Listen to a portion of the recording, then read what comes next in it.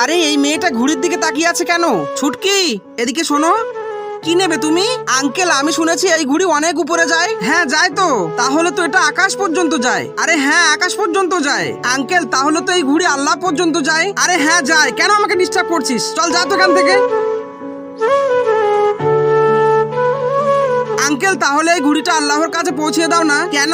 এমন কি আছে এই ঘুড়িতে? মা, আমি দুদিন ধরে কিছুই খাইনি। এই কিছুক্ষণ আগে আমি একটা আঙ্কেলের কাছে খাবার চেয়েছিলাম, কিন্তু উনি আমাকে তাড়িয়ে দিয়েছেন। আঙ্কেল, খুব খিদে পেয়েছে, কিছু পয়সা দাও না। আবে, তোর খিদে পেয়েছে তাতে আমার কি? আমার কাছে কোনো পয়সা নেই। যা তোর মায়ের কাছে, সে তোকে খাওয়াবে। মা গো, আমাকে তোমার কাছে নিয়ে যাও না। ছুটকি, তুমি মনে করো এই ঘুড়িটা তোমার মায়ের কাছে পৌঁছে গেছে, আর আজ থেকে তুমি আমাদের সঙ্গেই থাকবে। আঙ্কেল, তুমি আমাকে খাবার খাওয়াবে তো? হ্যাঁ ছুটকি, তোমাকে পেট ভরে খাবার খাওয়াবো। আর তুমি কাল থেকে তোমার বড় ভাইয়ের সঙ্গে স্কুলেও যাবে। তো বন্ধুরা, এই দুনিয়ার সমস্ত মানুষ যদি এমন হতো, তাহলে দুনিয়াটা কতই না সুন্দর হতো। আর ভিডিওটি ভালো লেগে থাকলে মন থেকে একটি লাইক করতে ভুলবেন না।